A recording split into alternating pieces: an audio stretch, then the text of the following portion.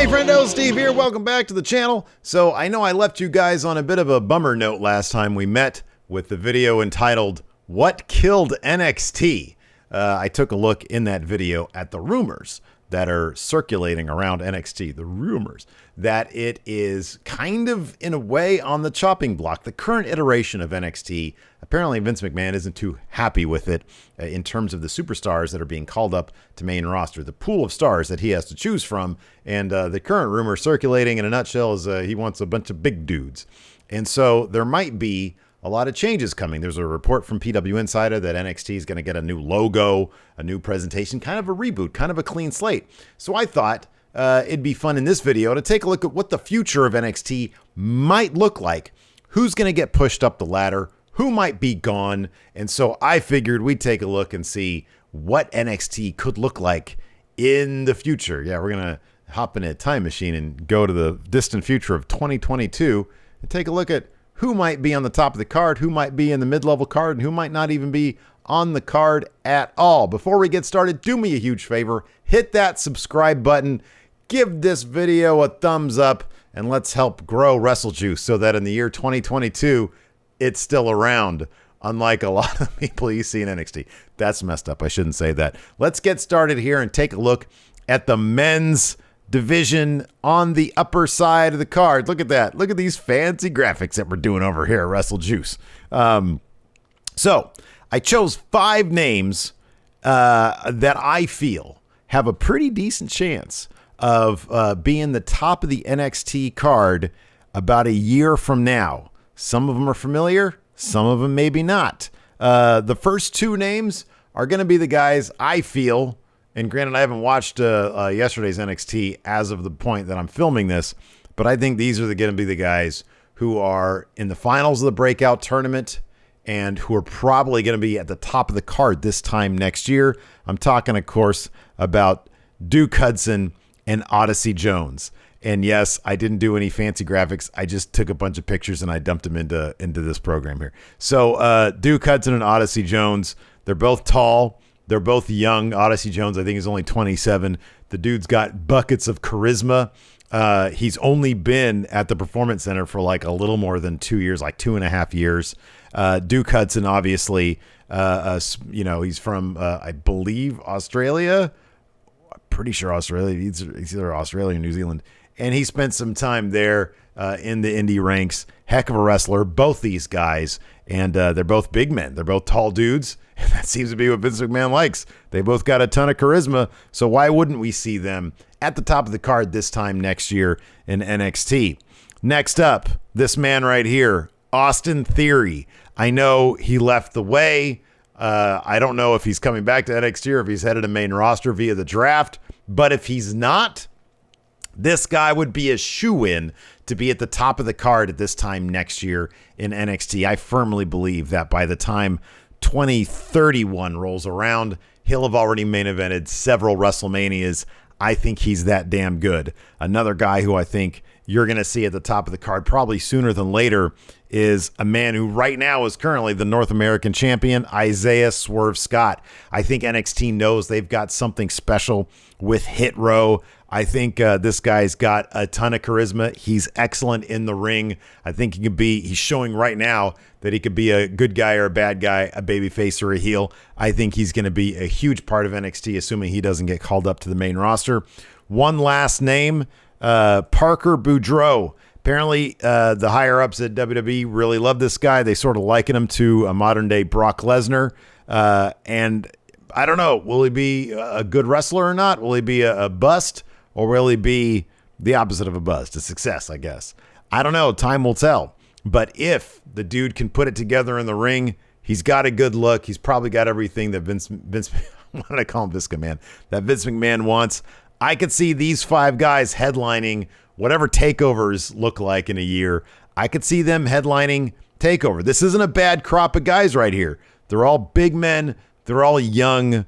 And I think maybe this is what Vince McMahon is thinking of when he thinks of what he wants to see in NXT anchoring the future of the WWE. So let's move on now to the NXT women's division.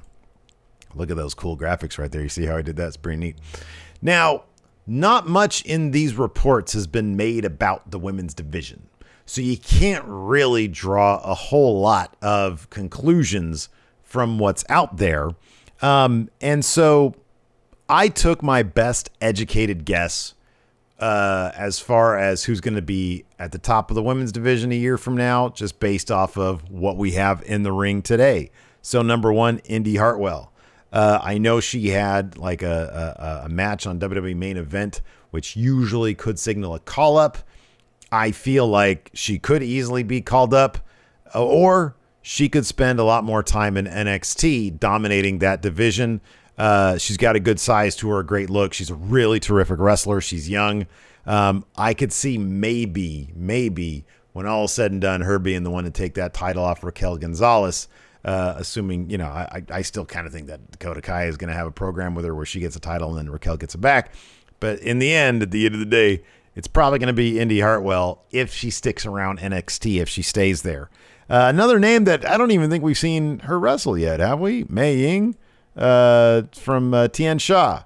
I don't know if they're calling up Xia Li or not, or what's going on with that, because I know she also had a tryout match for main roster, but we haven't seen the formerly known as Karen Q get in that ring yet as Mei Ying. So you get the feeling that, look at that. Look, that presentation is amazing. You got to figure that she's got to get in that ring at some point. My favorite current wrestler right now in NXT is Saray. She's absolutely terrific. That drop kick against the ropes where she just decapitates people is absolutely fantastic. So much fun as a wrestler. Electric with the crowds. I can't wait to see her climb up further the ladder. And then somebody who has been at the Performance Center lately, had a killer run as NXT UK Women's Champion, Kaylee Ray. I think if she can go to main roster today, or she could spend a bunch of time in NXT Prime. I don't know what they want to do with her, but it seems clear that she could totally dominate NXT the way she dominated NXT UK. A terrific wrestler, also a terrific wrestler, somebody that just showed up like fairly recently. Is already a women's tag team champion. I'm talking about Zoe Stark. I think that she could be a true babyface going forward. I kind of feel like they probably want to turn her heel at some point, maybe to showcase a little bit more personality. But what she has inside the ring is pretty terrific. So there you go. I feel like these five might be main eventing NXT's women's division in a year or so. I could be totally wrong. Could be a bunch of people I haven't even met yet or hasn't been on TV yet. I haven't met any of these people. Anyways, let's move on to the men's tag division. So they don't focus a whole lot on the men's tag division in NXT. They do it kind of. You got guys like MSK, Grizzled Young Veterans, Imperium, but I kind of feel like all those guys are on the verge of maybe not MSK, but MSK are ready for main roster now anyways, and main roster really needs tag teams. So let's take a look at some names that could be in the tag division. First up, a couple of guys that I don't think we've seen on TV quite yet. It's they're called Julius and Brutus Creed. It's the Casper brothers. Their real name they're brothers. They're the Casper brothers, Drew and Jacob. And apparently their kayfabe names are great. Julius and Brutus Creed. How awesome are those names? Very awesome. I don't know if they're going to put them together as a tag team. They're brothers. Might seem obvious to do that. Maybe not. But it's a possibility. I was trying to think a little bit outside the box here, people. Next up, a couple of guys in the breakout tournament. Trey Baxter and Carmelo Hayes. They might not seem like an obvious fit as a tag team, but they're both exciting wrestlers.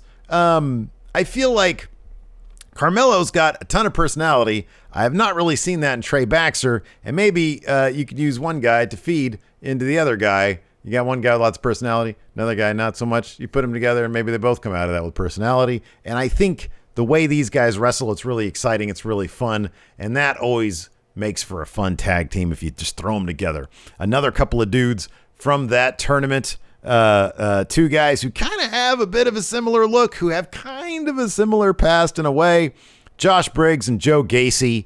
I feel like these are just two big hoss dudes with tattoos. One guy was the last Evolve champion. The other guy was the last CZW champion. There's probably some parallels there, I'd imagine. That's kind of all I know about them, but they kind of look similar, so I figured put them in a tag team together. These guys could be a couple of badasses. Otherwise, it might turn into a situation where they're both singles guys, and you just keep, wait, which one's that? Is that Joe Briggs, or is that Josh Briggs? Josh Gacy? Who is that? Put them in a tag team, you don't have to worry about that. Kind of like War Machine. Anyways, let's move on here. Who's this one? What's this tag team? Oh, Gallus. When are these guys going to get called up to main roster? To NXT. They've done everything you could possibly do in NXT UK. Bring up Gallus boys now. That would be awesome. Another tag team that really needs to come in from UK. Big strong boys. Mustache Mountain. Let's see them. They've already been NXT Tag Team Champions. Well, bring them up for reals this time. You know what I mean? Let's see Mustache Mountain, Trent Seven, Tyler Bate. Let's see them come up to NXT Prime. Then you can split them up, and Tyler Bate can do an amazing singles run because he's terrific. And then the last tag team here, I don't remember who this is. Who is this? Oh, of course, Hit Row, absolutely. I think Hit Row is going to be a huge piece of NXT going forward, regardless of whatever changes they make. It really should be. You got Top Dollar and Ashanti the Adonis. I see a bright, bright future for them wherever they go. Hopefully it's in NXT where they'll be booked properly, assuming Triple H stays in charge. I don't think you can make any assumptions these days. Let's move on to the NXT men's mid card. So this is guys that are probably vying for like the North American title and hovering around that scene or aiming to go to the North American title. Here we go, the men's mid-level division. You got a couple names here. Number one, Ikemen Jiro. People seem to love this dude. He wears a coat in the ring, which is pretty awesome. And you'd think it'd be troubling for him, as you saw in his match against Ridge Holland when he just used the jacket against him.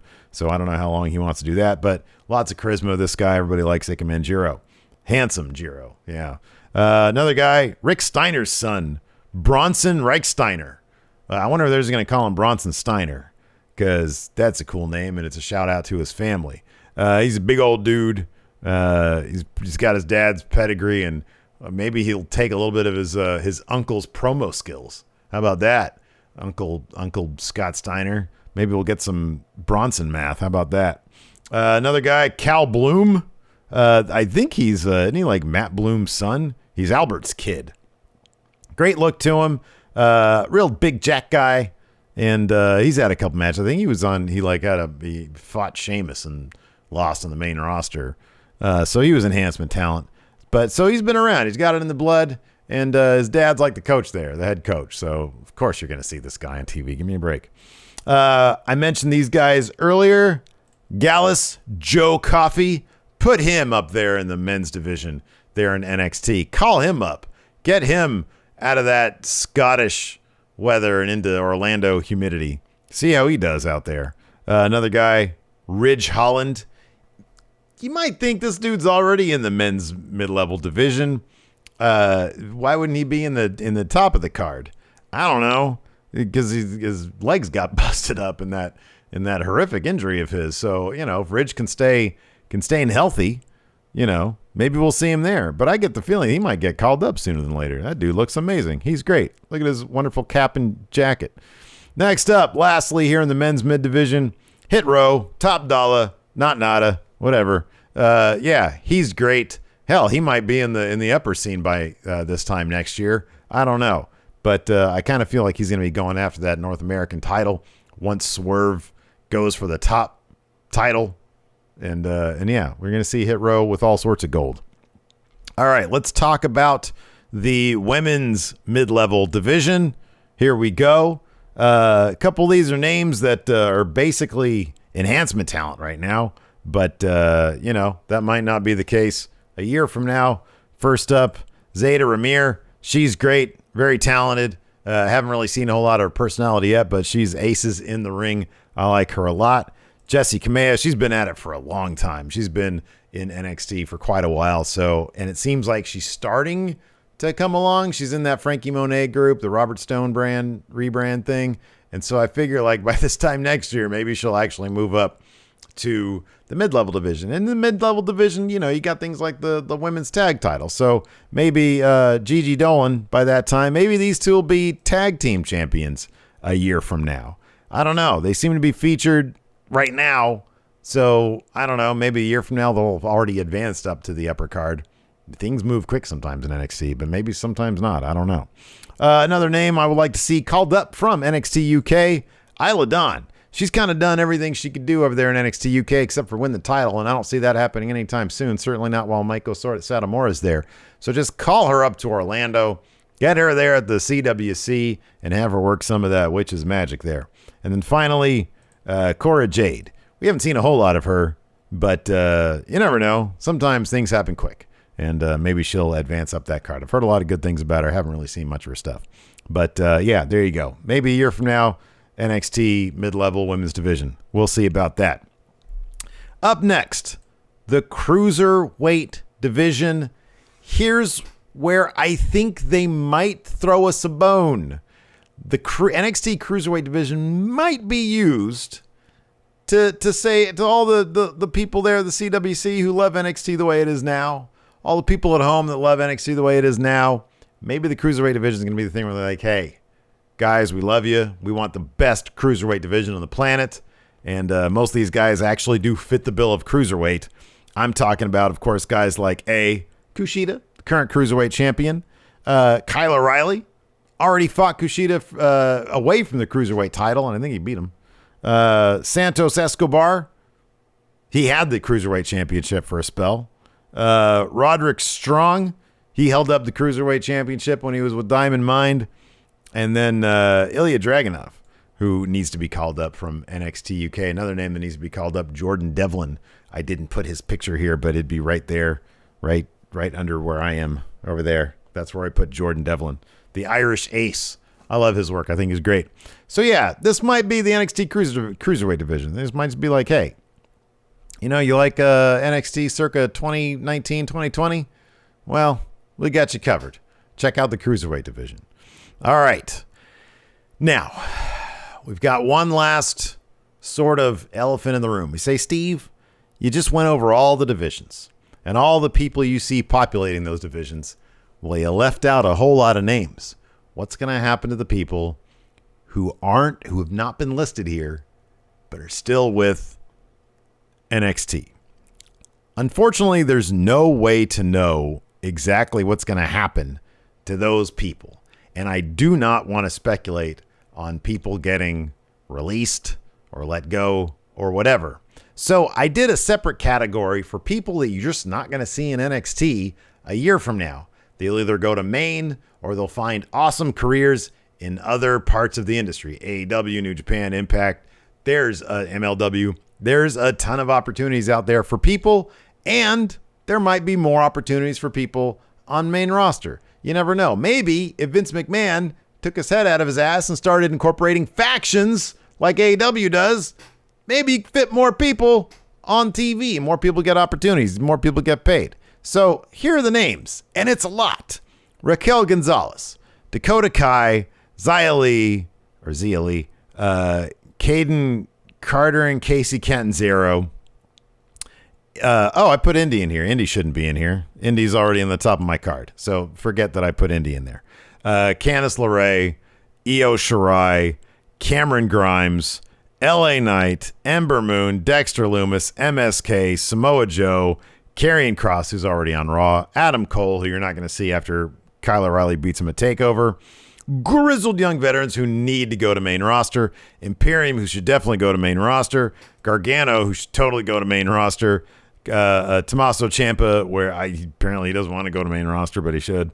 Timothy Thatcher should definitely go to main roster. Are you kidding me? Timothy Thatcher fighting for that U.S. title. Imagine the matches he'd have with like Sheamus and dudes like that. That'd be amazing. Legado del Fantasma could totally, the other two guys, not Santos, but those guys could totally bolster the tag division. To be honest with you, there's a lot of great names here, and I think they all could fit on main roster. I really do. I think that, you start phasing out guys like The Miz, and you make room for guys like, I don't know, Adam Cole or Johnny Gargano. I don't know how they're going to figure it out, but they should figure it out because all these people deserve to get paid that big money. Samoa Joe is going to be an interesting one because he just got signed to NXT and all of a sudden they want to go younger. It wouldn't shock me, and I got no info to back this up. Wouldn't shock me if Triple H rehiring Samoa Joe might have caused some of what's happening right now, but I could be wrong about that. You never know. Politics in wrestling are weird anyways. So yeah. So there you go. There is my list of people and where I think they're going to fit in NXT over the next year. Let me know what you guys think in the comments below. Am I completely off base? Do I have no idea what I'm talking about? Do you like this? Like, if this is possible, this is what you get a year from now. Are you going to be into that? You going to be happy with that? There's a lot of good wrestlers on that roster. A lot of good talent in NXT that's over 6 feet and hovering around the 30-year-old mark. And that's what Vince McMahon apparently wants. Maybe we're not going to get a bunch of Luther Reigns and Heidenreichs. Maybe not. Anyways, let me know what you guys think in the comments below. Once again, give this video a like and hit that subscribe button. Thanks, everybody. Check out one of these other videos here. And until next time, we'll talk soon.